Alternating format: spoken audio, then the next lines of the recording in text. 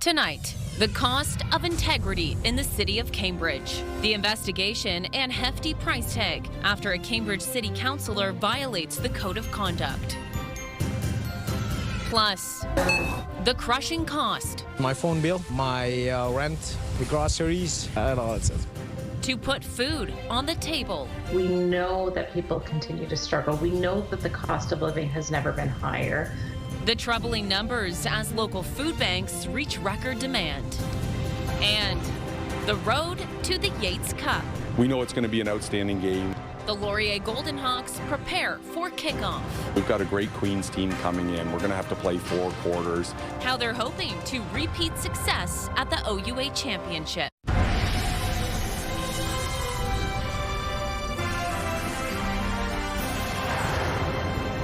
Good evening. Thanks for joining us. A social media post a Cambridge City Councillor made has come with a big price tag. The city confirming they've spent around $90,000 to investigate a code of conduct violation after Councillor Adam Cooper made a Facebook post many in the community felt was offensive. CTV's Jeff Pickle joins us live with more on this. Jeff, the post was made in January, around 11 months ago now, and the topic has taken up a lot of time at City Council. Well, Leanne, city governments typically try really hard to stay out of the culture wars that are happening in society. And this is a prime example of why, when issues become official, they come with a price tag, and this one is hefty. It was in January of this year when Cambridge City Councillor Adam Cooper made the post on Facebook. The image featured a person with blue hair along with the text, "He took my pronouns, I have to live in reality now." The post prompting a number of complaints to the Integrity Commissioner. The investigation into the incident took several months. In October of this year, the Commissioner's office returned with a finding that the post did not uphold the code of conduct of the City of Cambridge. The City of Cambridge today confirming the cost estimate. They say the total cost of the investigation is still being determined, but it's estimated at approximately $90,000. We are still in the process of obtaining quotes from vendors for sensitivity training. And as indicated, the costs are not finished, with the city still looking for a sensitivity training provider. Originally, the recommended punishment after the investigation was to dock Cooper's pay for 10 days, but council made the switch to sensitivity training instead. We reached out to Councillor Cooper for comment, who replied in a statement saying, "It's disappointing that this has incurred any cost to the taxpayer. The escalation of the situation was entirely unnecessary." Cooper says he hoped to resolve this issue through informal channels, but was unsuccessful, saying, "Sadly, my offer was not taken up and some individuals chose to escalate this matter unnecessarily, thus incurring these costs." CTV reached out to the Integrity Commissioner's office for an interview, but did not hear back. The council decision said Cooper was to take that sensitivity training within 3 months of the ruling. And as we heard from the city statement, they are still shopping around, and it's unclear how much that will add to the already large bill. Leanne? CTV's Jeff Pickle joining us live with that story. Jeff, thanks so much. A stretch of Highway 59 near Tavistock has reopened after a head-on collision that had police on scene for hours. It was just before noon when OPP say an SUV collided with a commercial van near Maplewood Side Road and Oxford Road 34. One person had minor injuries and was taken to hospital as a precaution. Police say the driver of the SUV has been charged under the Highway Traffic Act and faces criminal charges as well. Meantime, a dramatic takedown was caught on camera this morning in Kitchener. Waterloo Regional Police arrested a 38-year-old man wanted on multiple outstanding warrants. In the video, you can see a man walking to the vehicle in a parking lot on Victoria Street North near Edna Street. They raise their arms as 2 tactical officers run up. A grenade goes off as officers pull them to the ground. Some of the man's charges include uttering threats to cause harm, break and enter, and theft and mischief, both under $5,000. A rainy way to end the week here in Waterloo Region. We join CTV's Alexandra Pinto live in studio with a first look at our weather forecast. It's rain today, Alex, but it might be snow this weekend. Yeah, so that's the story today is the wet weather that we saw. And then, yes, getting into your weekend, snow expected to be in the forecast. And this, of course, prompting a special weather statement by Environment and Climate Change Canada for us today.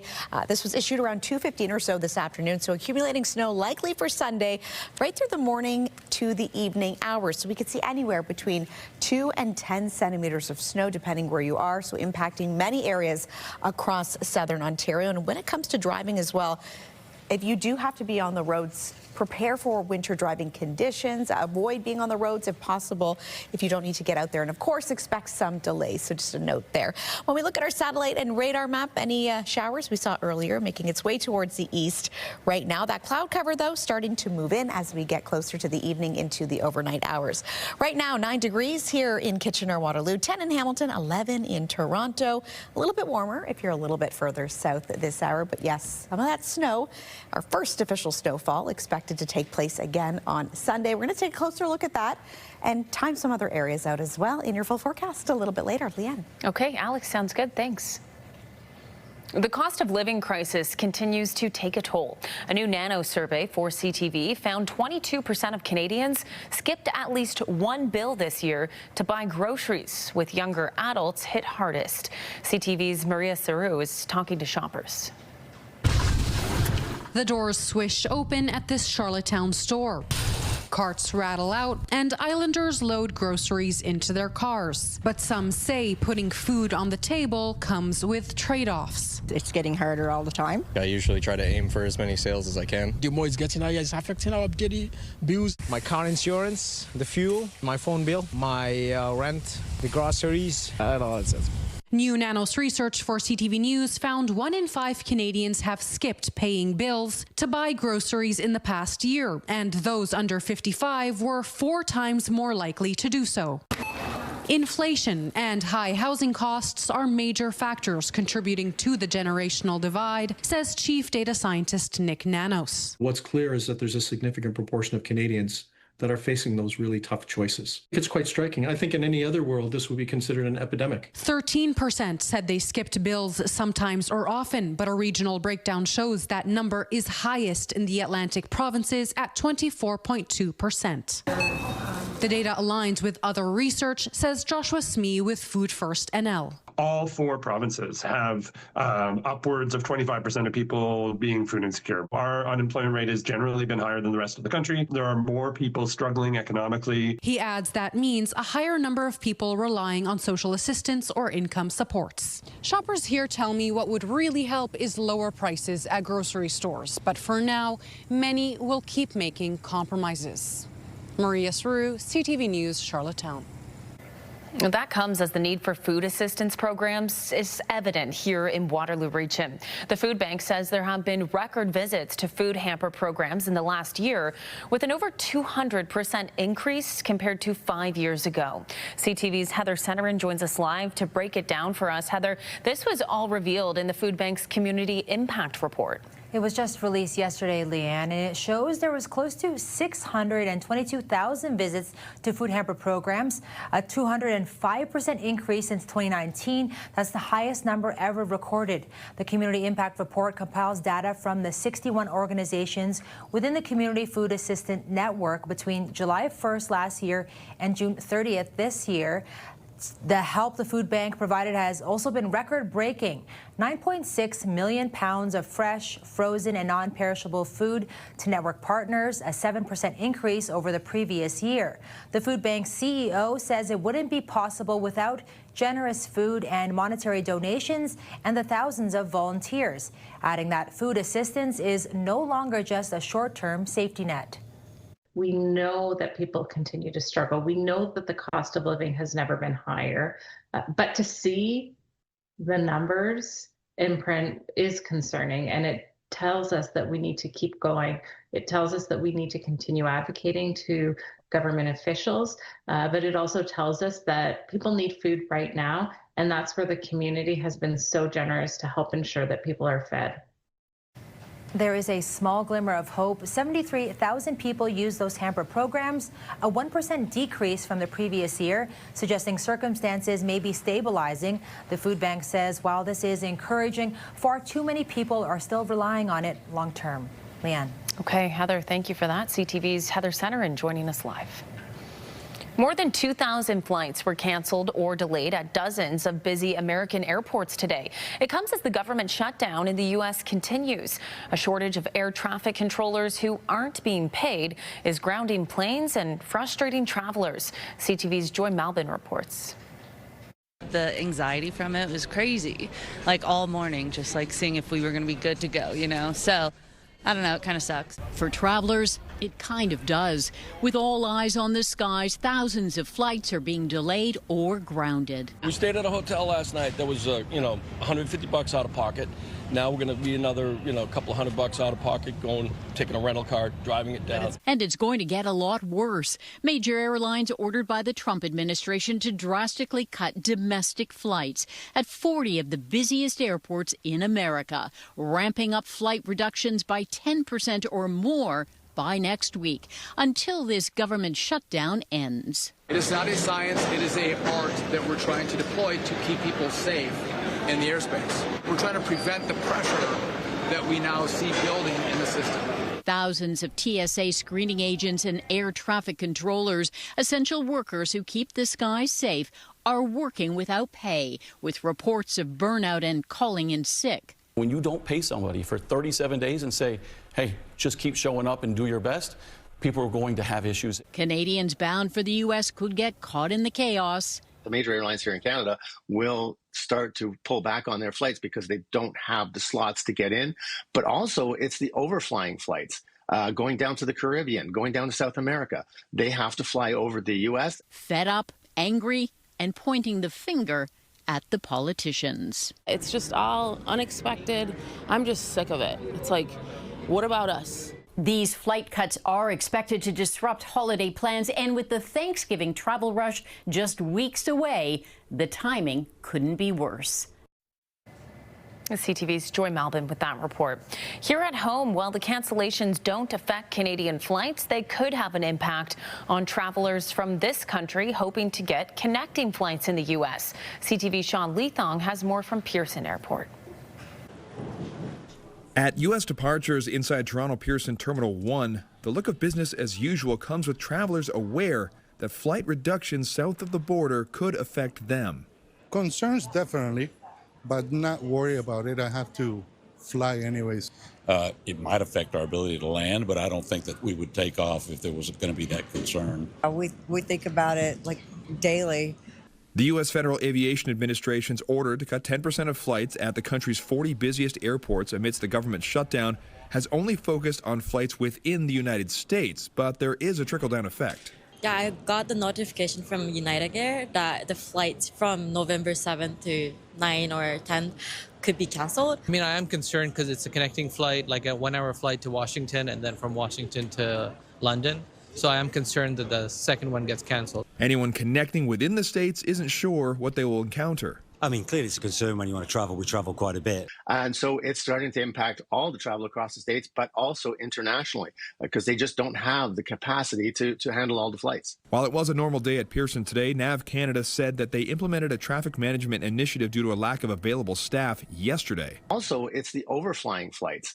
Going down to the Caribbean, going down to South America. They have to fly over the U.S., and if they start to pull back, and the air traffic controllers in the major centers, not just the airports themselves, but the centers, if they have a reduced capacity, that will also affect the flights going further south. But some aren't worrying about the possibility of flights being canceled. If we get stuck in Fort Lauderdale, it won't be the worst thing in the world. They'll just have to wait and see if this government shutdown causes the cancellation of more flights. Sean Leathong, CTV News. A reminder to start your day in the know with our CTV News Kitchener newsletter. Get the best local content from CTV News straight to your inbox. Today's top stories, the latest weather forecast, and must-see videos. It is all in one place. Sign up now, ctvnewskitchener.ca. And coming up, the latest housing market trends in Waterloo Region. Home sales are down, but inventory is up. Is economic uncertainty keeping buyers on the sidelines? We'll find out after the break. Also ahead, the hunt for barrier-free housing that's being met with nothing but barriers. A Kitchener mother's race against time to make an impossible decision. That's after the break. A special weather statement in place as we kick off the weekend. More on the accumulating snow we could see Sunday coming up in your full forecast. Download the CTV News app and stay on top of local stories as they unfold. We go to a dramatic scene unfolding. Customize your feed and watch live wherever you are. ctvkitchener.ca, your home for news. We will never forget your bravery, your strength, your sacrifice. The very best and bravest of our nation, these heroic souls stood on guard for freedom. Join the CTV News team and me as Canada comes together to remember. Remembrance Day 2025, Tuesday morning at 10 Eastern, 7 Pacific on CTV.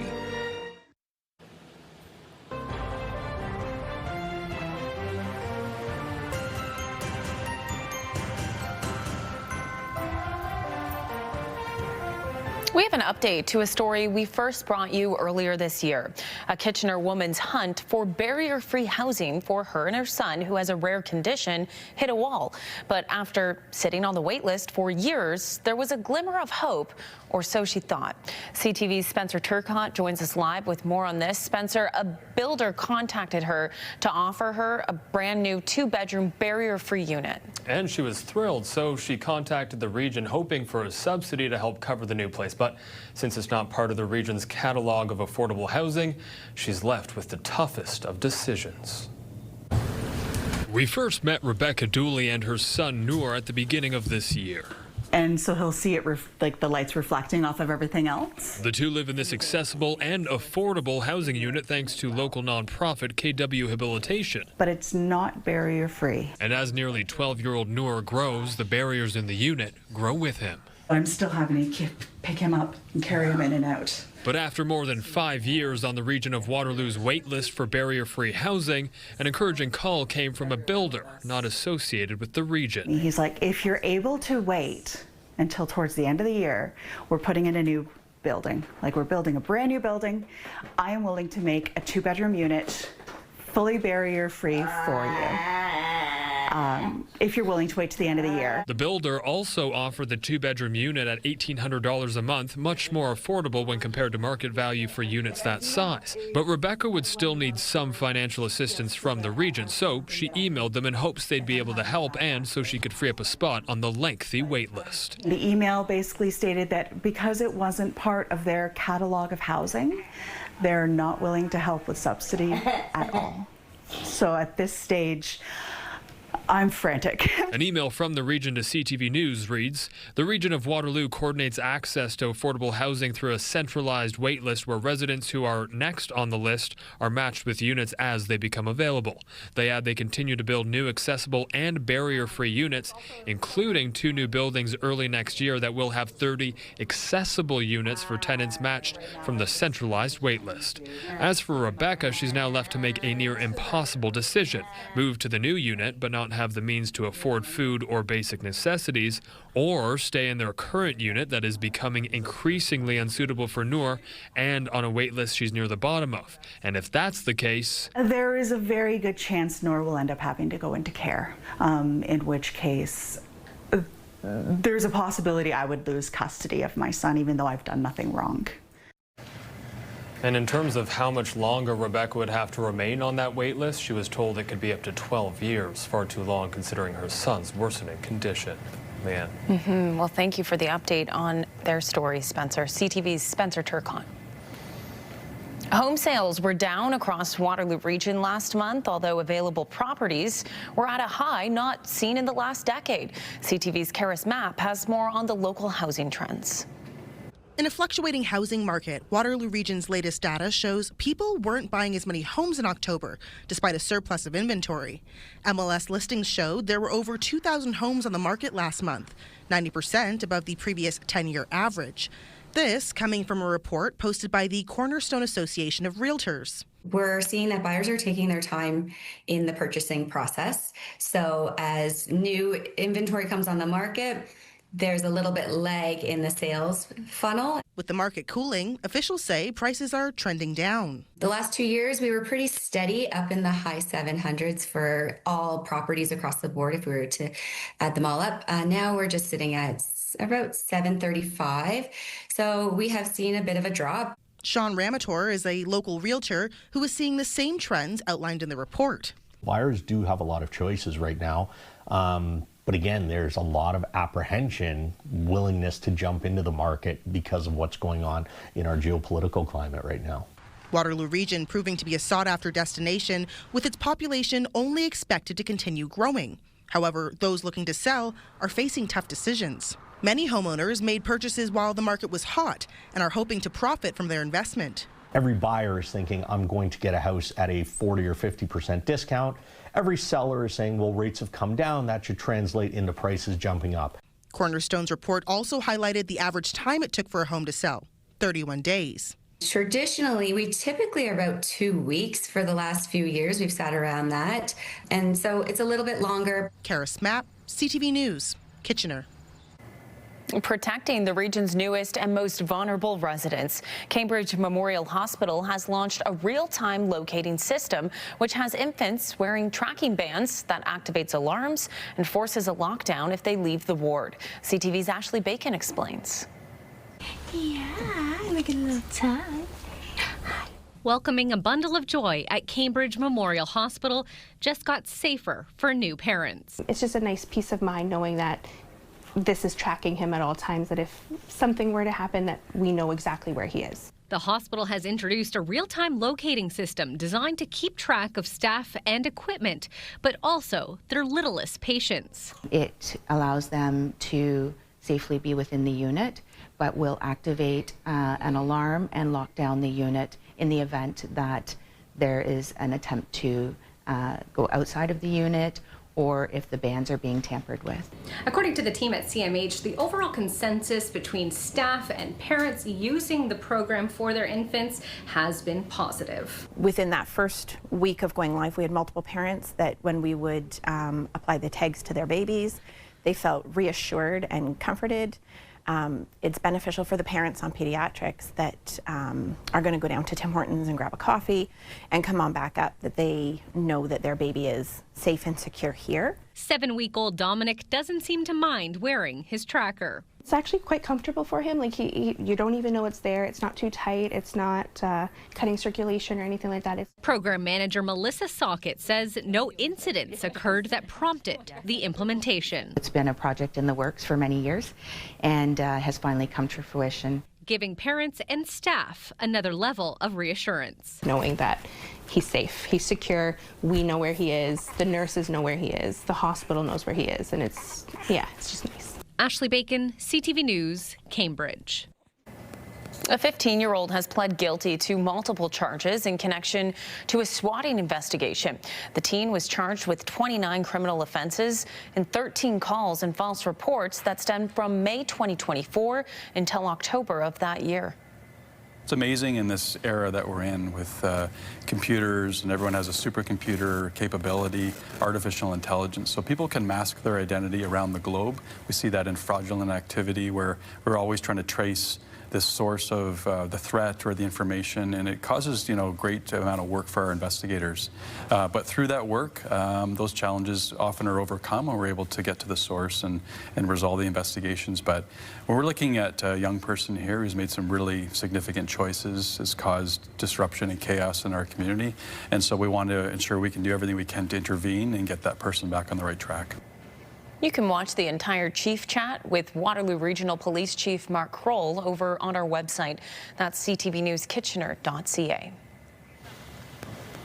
All right, a live look outside this evening, Friday evening. people out on the town in downtown Kitchener. But it is a wet one out there. If you're heading out, you might want to have a raincoat, maybe an umbrella. It's rain today, but snow could be the story on the weekend. Alex will break it down and tell us how much snow we could see and when, coming up in your full forecast. Also ahead, the Liberal minority government survives another confidence vote. CTV's Rachel Aiello will have the latest on what has been a dramatic week in Ottawa. And later, a new look on the hardwood. The KW Titans cook up new colors ahead of a brand new season.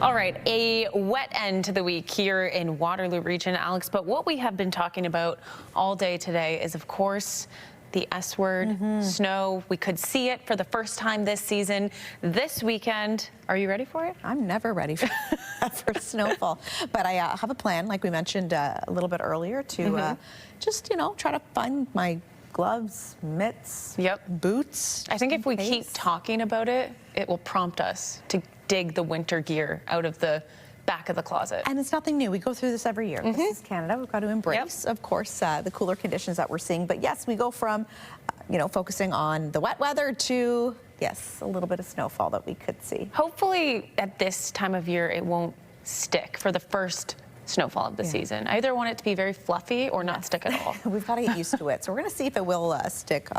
Likely not, but, it'll still be a little early to kind of determine that. But it is a bit of a wet evening out there as we take a live look outside. You can see on the roadways right now we're not seeing any showers or heavy showers as we take a look from downtown Kitchener this hour, but earlier in the day, depending on where you are located, you may have noticed that rain coming down quite heavy. So if you do have any plans tonight, might as well keep the umbrella nearby and maybe that rain jacket just in case. But yes, getting into the weekend, the big talk about when we are expected to see that snowfall, and it's going to be more so accumulating snow that we're going to see. So it's Sunday morning right through to Sunday evening. So starting with a special weather statement, this was issued by Environment Canada earlier today around 2:15 or so this afternoon.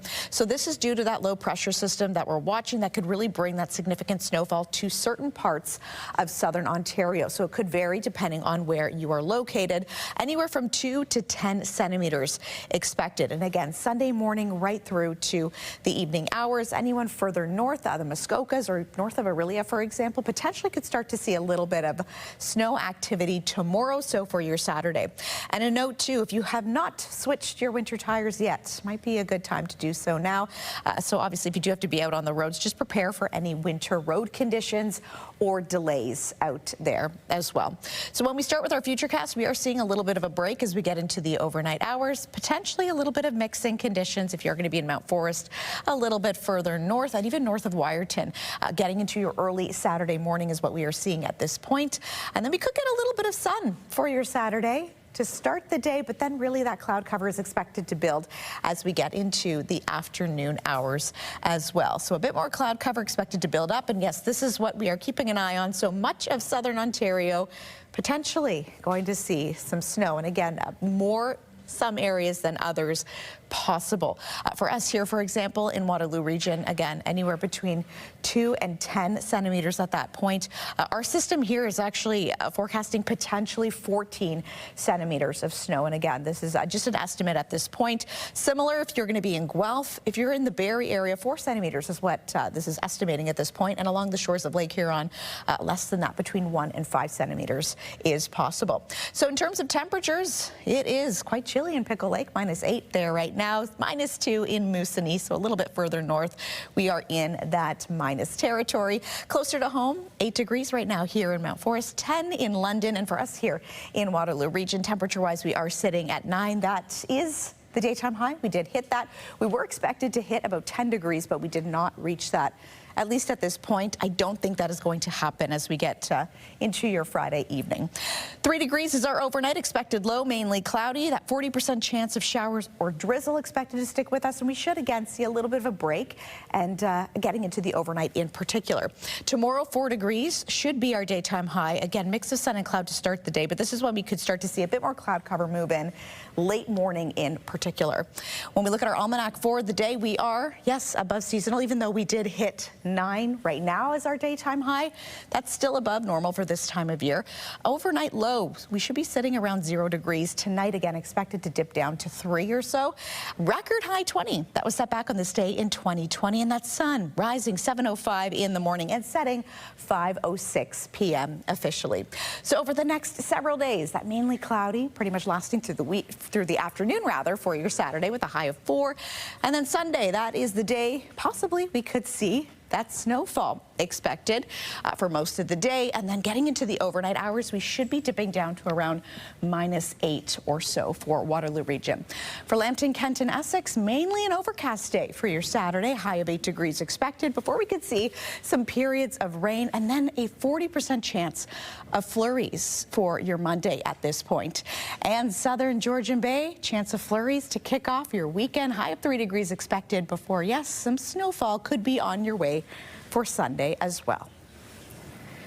And here is tonight's Weather Watcher picture. This was sent to us by Karen Slade of the morning sunrise over the Morriston Pond. Some stunning colors here earlier this morning as well. A really nice view to kick off your Friday. Thank you so much, Karen, for sending this and being tonight's Weather Watcher. I just love the red captured in the sky. Yeah, that's stunning. It's reminding me I need to get up earlier. Yeah, enjoy those sunrises. Yeah, gorgeous shot. All right, Alex, Thank you. The Liberal government is still standing after facing yet another test on Parliament Hill today. Prime Minister Mark Carney's caucus survived a second confidence vote in as many days, just as Conservative leader Pierre Poilievre faced more questions over a second MP announcing plans to leave his party. CTV's Rachel Aiello has the latest developments from Ottawa.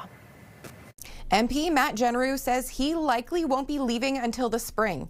But if the opposition are counting on the outgoing Albertans' vote, it's worth noting he didn't cast one in either last night's or today's confidence tests. How many seats do you need to have a majority? I can't remember. Do you want to answer? Maybe a couple. So call your local MP if they're not a Liberal and tell them. Prime Minister Mark Carney joking about gaining more MPs after Conservative leader Pierre Poilievre lost a second in as many days. Multiple sources say Matt Genereux was in talks with senior Liberal staffers about crossing the floor this week. But Conservative Party officials made it clear there would be consequences if he did. Genereux pushing back, posting a second statement, insisting there was no coercion involved in his decision to resign. The party now saying his announcement was expedited by Liberal pressure tactics. The only rumors I've heard of intimidation and harassment are from Liberals badgering Conservatives in elevators and calling them at home. The drama driving chatter among MPs ahead of a second confidence vote in the Commons today. Matt's been a wonderful colleague, and I wish him all the best. I think there's some soul searching going on. Monsieur McKinnon gets no. The government survived the Bloc Québécois attempt to reject the budget. And now Liberals will spend the next week selling their spending plans before the key final vote on November 17th. I sure hope that the opposition parties see how much is in that budget for their own regions. The Liberals got one seat closer this week with MP Chris D'Entremont crossing the floor, but are still a few votes shy of a majority government. And with the Conservatives and Bloc making their opposition to the budget clear, the focus will be on how the NDP vote or don't the week after next. Rachel Aiello, CTV News, Ottawa. The Laurier Golden Hawks prepare for kickoff. Still ahead on CTV News. Colton Weens checks in with the football coach as preparations are underway for this weekend's Yates Cup. How the team is hoping to repeat success at the OUA Championship.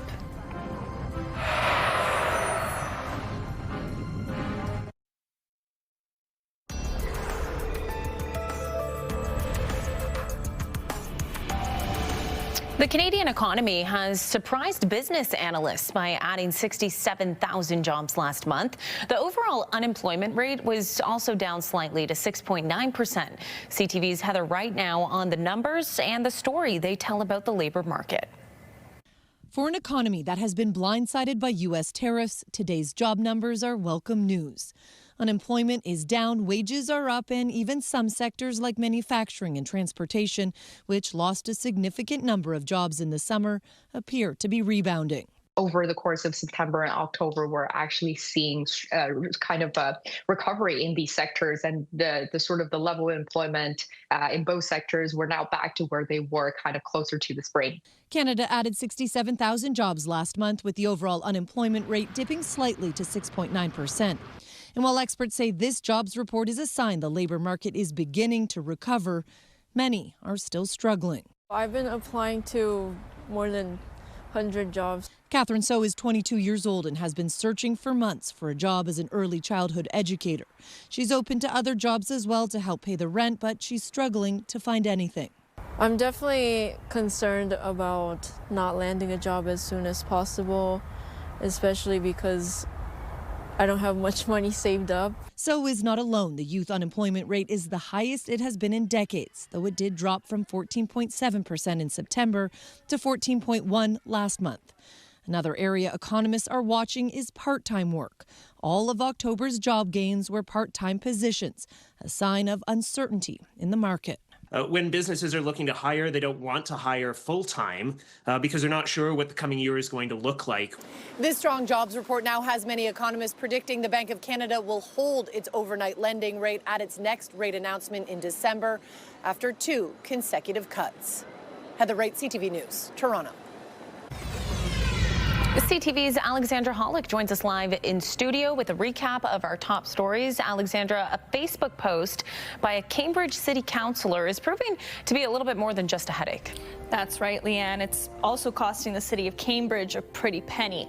The post was made by Councillor Adam Cooper this past January, prompting a number of complaints to the Integrity Commissioner. The investigation took several months and racked up a hefty bill of $90,000 so far. In a statement to CTV News, Cooper says the situation's escalation was unnecessary. Visits to food hamper programs in Waterloo Region jumped this year, according to new numbers from the Regional Food Bank. This year, there were close to 622,000 total visits to food hamper programs, a 200% increase since 2019. The data comes from the Food Bank's Community Impact Report that looks at 61 organizations within the Community Food Assistance Network here in the region.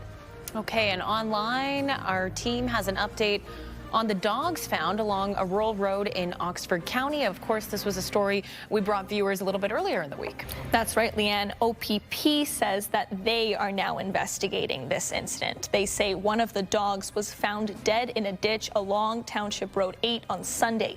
15 others were rescued by volunteers. The dogs are believed to have come from a puppy mill. OPP says they reported the incident to Ontario's Animal Welfare Service.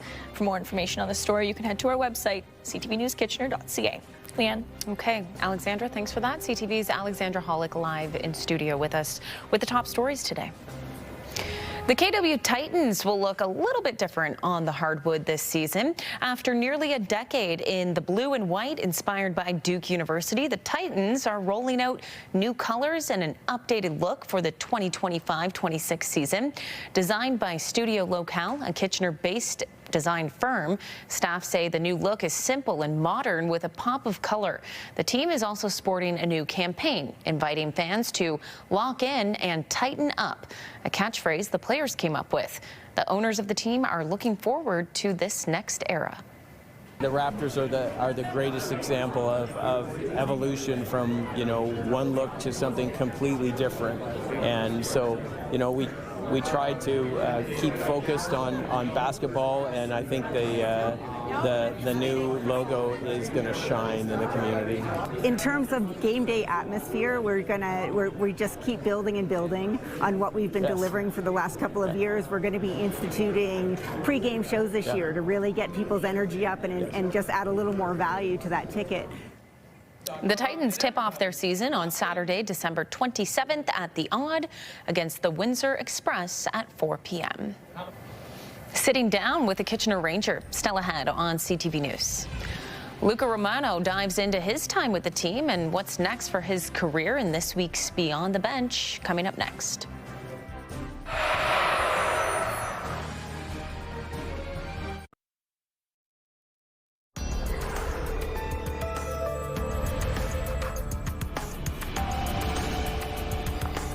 For the first time since 2017, the Wilfrid Laurier Golden Hawks are hosting the Ontario Football Championship.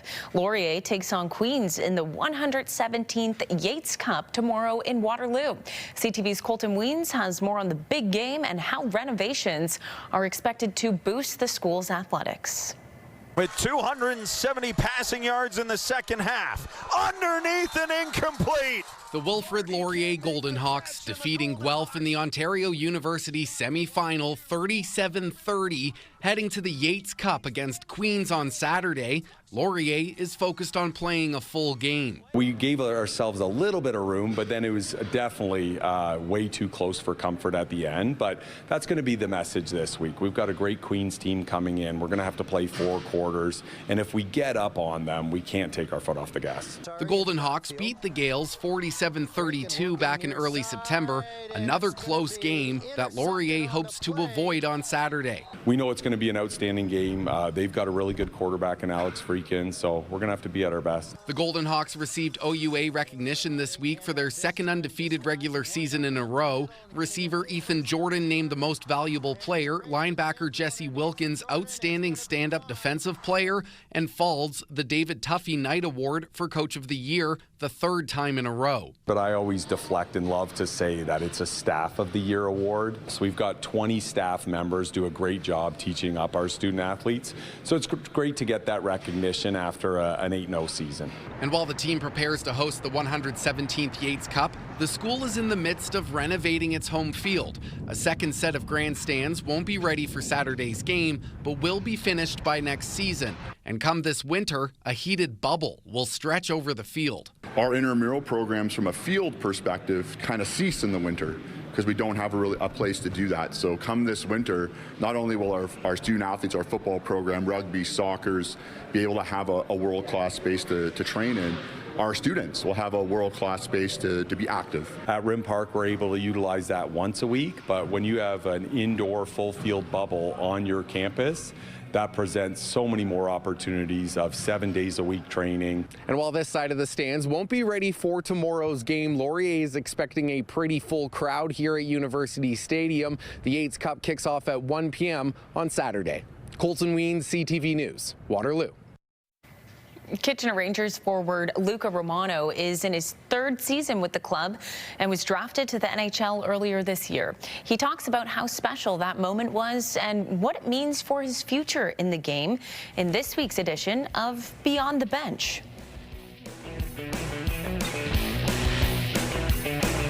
The point for Reed. Then to Romano. Luca Romano, I'm a centerman. I've been playing for the Rangers for 3 years now. And it's the go-ahead marker with just 4 minutes gone. Being named the leader on this team is obviously a huge honor. Obviously, the guys that worked before me kind of showed me some stuff. I think that's kind of how I've developed that, learning from our prior captains. But it's a huge honor this year. Get it on, gets on his tape, striking out the end goal for me is playing in the NHL. Obviously, getting drafted and was a stepping stone to that, but now playing my last couple years here and then making my jump, hopefully to the next level, which would be the NHL.